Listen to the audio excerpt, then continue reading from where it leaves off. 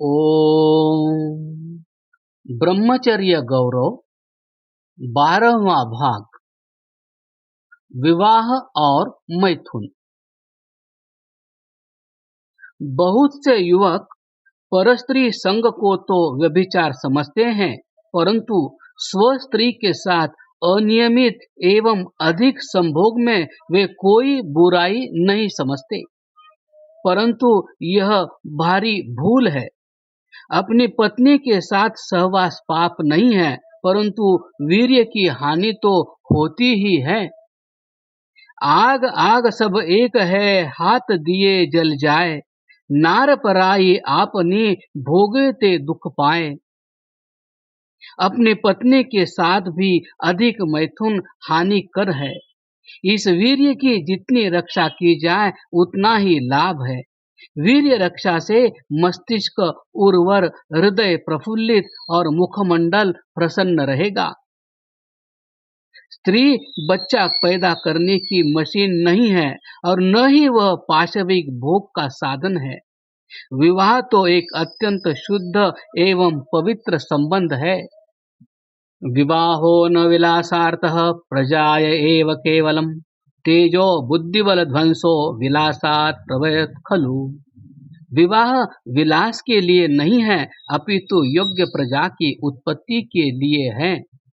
विलास से तेज, बुद्धि और बल का निश्चय ही नाश हो जाता है। अतः प्रत्येक युवक को ही नहीं, प्रत्येक गृहस्थ को ऋतु कालगामी होना चाहिए। गर्भ स्थापित हो जाने के पश्चात स्त्री प्रसंग से गर्भ वृद्धि में बाधा होती है, अतः ऋतु कालगामी बनो। ऋतुकाल को छोड़कर और किसी दिन पति पत्नी को एक बिस्तर पर नहीं सोना चाहिए। गांधी जी लिखते हैं, स्त्री पुरुष अलग अलग बिछौने ही न रखें, बल्कि अलग अलग कमरे में सोएं। स्त्री और पुरुष का सहवास केवल संतानोत्पत्ति के लिए होना चाहिए, काम तृप्ति के लिए नहीं। संतानोत्पत्ति के अतिरिक्त स्त्री प्रसंग ईश्वर की दृष्टि में अन्याय और मानवता के प्रति अपराध है और साथ ही महान मूर्खता भी।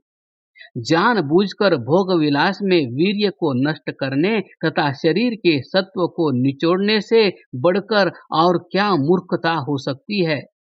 जिस वीर्य से शारीरिक, मानसिक तथा आत्मिक शक्ति बढ़ती है, उसका विषय भोग में दुरुपयोग करना भयंकर मूर्खता नहीं तो और क्या है।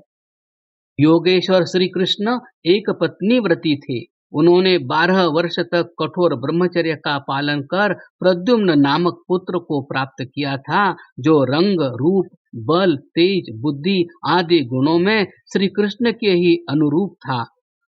ऐ श्री कृष्ण के उपासकों, श्री कृष्ण के जीवन से शिक्षा लो और ऋतु कालगामी बनो।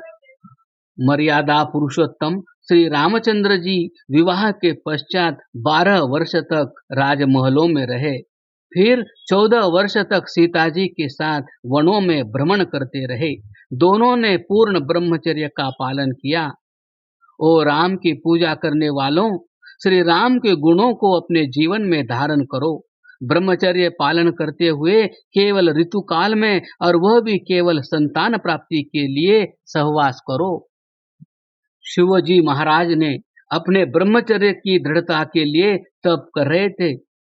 जब कामदेव ने उन्हें पीड़ित किया तो उन्हें क्रोध आ गया और उन्होंने अपना तीसरा नेत्र खोल दिया। महाकवि कालिदास ने उस अवस्था का चित्रण यूं किया है, क्रोधम प्रभो सहर सहरेति यावत् गिर खे महताम चरंती, तावत् स्वनिर्भव नेत्र जन्मना भस्मावशेषम मदनम चकार। कुमार संभव। अर्थात, हे प्रभु, अपने क्रोध को शांत कीजिए, शांत कीजिए। ये शब्द आकाश में गूंजते ही थे कि शिव जी के उस नेत्र से उत्पन्न अग्नि ने कामदेव को जलाकर भस्म कर दिया। ओ शिव के पुजारियों, शिव जी की भांति काम विजयी बनो। प्रातः काल शिव के मंदिर में जाकर शिवलिंग पर जल चढ़ाना शिव की पूजा नहीं है, यह तो आत्मवंचना है। प्रश्न हो सकता है कि यदि एक बार के सहवास से गर्भ स्थापित न हो तो क्या करें? इसका उत्तर यह है कि जब स्त्री और पुरुष ठीक रूप से ब्रह्मचर्य का पालन करते हैं तो फिर पुरुष अमोघ वीर्य हो जाता है। उनका मिलन व्यर्थ जा ही नहीं सकता। फिर भी यदि गर्भ स्थापित न हो तो 1 मास में एक बार ऋतुकाल के समय स्त्री पुरुष का सहवास क्षंतव्य है। विवाह के पश्चात युवक समझते हैं कि हमें विषय भोग का पासपोर्ट मिल गया है, अतः आरंभ में वे स्त्री सहवास में ही लीन रहते हैं। इसी को सच्चा प्रेम और जीवन का उद्देश्य समझते हैं, परंतु यह भयंकर भूल है। ओ नवविवाहित दंपति, सावधान! अधिक संभोग अनुचित है। इससे आपको सुख, शांति और बल की प्राप्ति नहीं होगी। इसे सच्चा प्रेम समझना मूर्खता है। इससे शरीर और आत्मा दोनों का पतन होता है।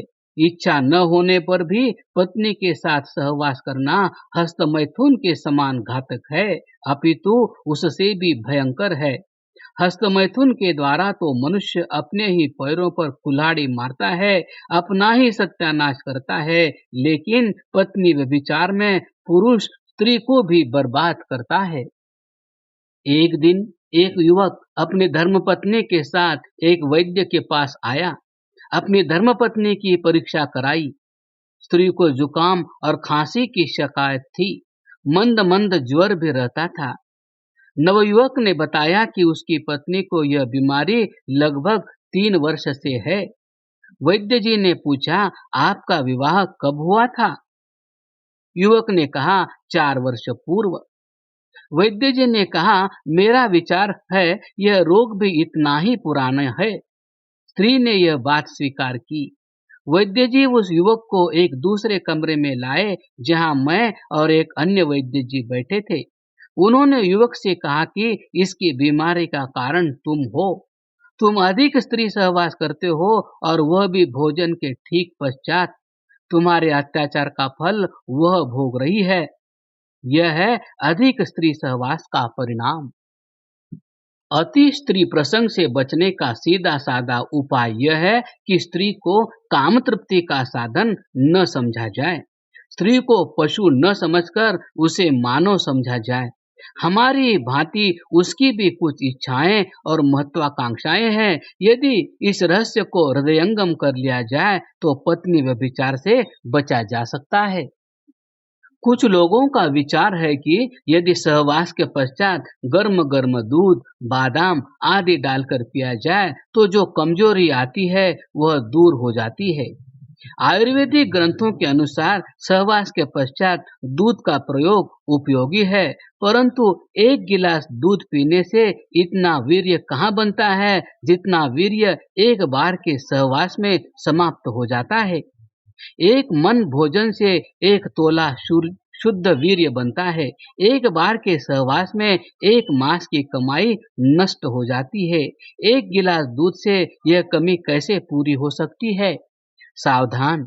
विषय वासना की तृप्ति के लिए इस अमूल्य पदार्थ को नष्ट मत करो।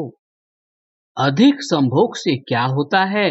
इस संबंध में सुश्रुत में लिखा है, अति मैथुन से शूल, खांसी, ज्वर, श्वास, दुर्बलता, पांडुरोग अर्थात पीलिया, तपेदिक आदि भयंकर रोग उत्पन्न हो जाते हैं।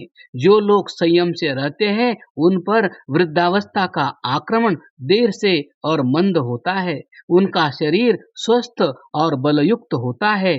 उनकी मांसपेशियां सुगठित और पुष्ट होती हैं। अधिक विषयासक्ति से स्त्रियों को प्रदर रोग हो जाता है और कभी-कभी गर्भपात भी हो जाता है। प्रायः लोग ब्रह्मचर्य की महिमा तो जानते हैं, परंतु वे समझते हैं कि ये सिद्धांत केवल अविवाहित लड़के लड़कियों के लिए है। विवाहित स्त्री पुरुष इससे मुक्त है। यह एक भूल है। ऋषि दयानंद ने इस भूल को दूर करने का प्रयत्न किया है।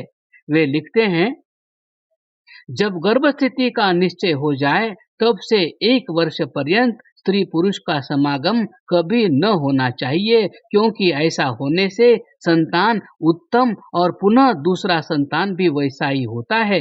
अन्यथा वीर्य व्यर्थ जाता, दोनों की आयु घट जाती और अनेक प्रकार के रोग होते हैं। सत्यार्थ प्रकाश, चतुर्थ समुल्लास। इस संबंध में हम एक घटना लिखने का लोभ संवरण नहीं कर सकते। यूनान के प्रसिद्ध दार्शनिक सुकरात से एक बार किसी ने पूछा, स्त्री प्रसंग कितनी बार करना चाहिए? सुकरात ने उत्तर दिया, जीवन में केवल एक बार, और वह भी विषय भोग के लिए नहीं अपितु वंश चलाने के लिए।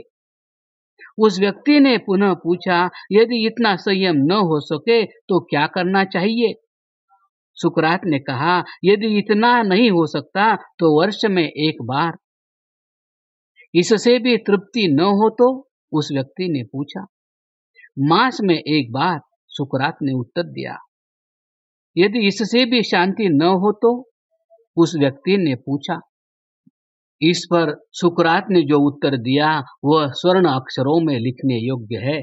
उन्होंने कहा, ऐसे विषयी व्यक्ति को कफन अपने पास लाकर रख लेना चाहिए और कब्र खुदवा कर तैयार रखनी चाहिए, फिर जितनी बार इच्छा हो उतनी बार विषय भोग कर सकता है। बहनों और माताओं, आप निर्माता है, आप में शक्ति है। आपने ही सूर और तुलसी के जीवन को सुधार दिया। एक महापंडिता के ताने भरे वाक्य से महामूर्ख कालिदास की काया पलट गई। सीता देवी जब श्री राम के साथ वन में जाने की प्रार्थना करती है तो यह भी कहती है, मैं ब्रह्मचर्य का पालन करूंगी और यदि आप डगमगाने लगे तो आपकी भी रक्षा करूंगी। बहनों, यदि आप भी अपने पति को यदि यह कामुक है शिक्षा देंगी, उसे अपने कर्तव्य की याद दिलाएगी, तो आपके उपदेश से आपका पति सुधर जाएगा। आपकी एक ही शिक्षा उसकी काया पलटकर उसे सन्मार्ग पर ले आएगी। अतः चेतो और अपने कर्तव्य को पहचानो। क्रमशः